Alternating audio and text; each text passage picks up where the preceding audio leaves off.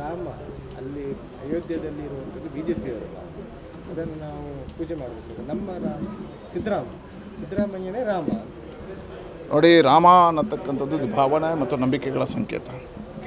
ನಾವು ಮರ್ಯಾದಾ ಪುರುಷೋತ್ತಮ ರಾಮನನ್ನು ಒಬ್ಬ ಆದರ್ಶ ಪುರುಷನನ್ನಾಗಿ ಸ್ವೀಕಾರ ಮಾಡಿರ್ತಕ್ಕಂಥ ದೇಶ. ರಾಮನಿಗೆ ಇನ್ನೊಂದು ಹೋಲಿಕೆ ಇಲ್ಲ, ರಾಮನೇ ಹೋಲಿಕೆ. ಹೆಸರನ್ನು ಯಾರು ಇಟ್ಕೊಳ್ಬೋದು?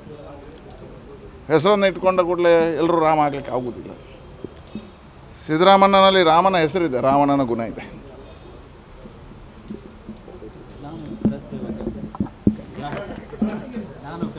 ನಾನು ಕರಸೇವಕನ ಕೆಲಸ ಮಾಡಿದವ, ನಾನು ಕರಸೇವಕ, ರಾಮ ಭಕ್ತ. ನನ್ನನ್ನು ಇವತ್ತು ಯಾವ ಕರಸೇವಕರನ್ನು ಬಂಧಿಸ್ತಾ ಇರ್ತಕ್ಕಂಥ ಸರ್ಕಾರ ಶಕ್ತಿ ಇದ್ದರೆ ನನ್ನನ್ನು ಬಂಧಿಸಲಿ, ಎಲ್ಲ ಕರಸೇವಕರನ್ನು ಬಂಧಿಸಲಿ. ಇಲ್ಲಂತಾದರೆ ನಮ್ಮ ಹೋರಾಟಗಳು ಮುಂದುವರಿಯುತ್ತೆ.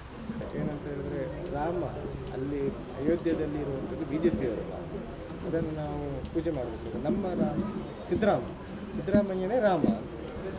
ನೋಡಿ, ರಾಮ ಅನ್ನತಕ್ಕಂಥದ್ದು ಭಾವನೆ ಮತ್ತು ನಂಬಿಕೆಗಳ ಸಂಕೇತ. ನಾವು ಮರ್ಯಾದಾ ಪುರುಷೋತ್ತಮ ರಾಮನನ್ನು ಒಬ್ಬ ಆದರ್ಶ ಪುರುಷನನ್ನಾಗಿ ಸ್ವೀಕಾರ ಮಾಡಿರ್ತಕ್ಕಂಥ ದೇಶ. ರಾಮನಿಗೆ ಇನ್ನೊಂದು ಹೋಲಿಕೆ ಇಲ್ಲ, ರಾಮನೇ ಹೋಲಿಕೆ. ಹೆಸರನ್ನು ಯಾರು ಇಟ್ಕೊಳ್ಬೋದು? ಹೆಸರನ್ನು ಇಟ್ಕೊಂಡ ಕೂಡಲೇ ಎಲ್ಲರೂ ರಾಮ ಆಗಲಿಕ್ಕೆ ಆಗುವುದಿಲ್ಲ. ಸಿದ್ದರಾಮಣ್ಣನಲ್ಲಿ ರಾಮನ ಹೆಸರಿದೆ, ರಾವಣನ ಗುಣ ಇದೆ.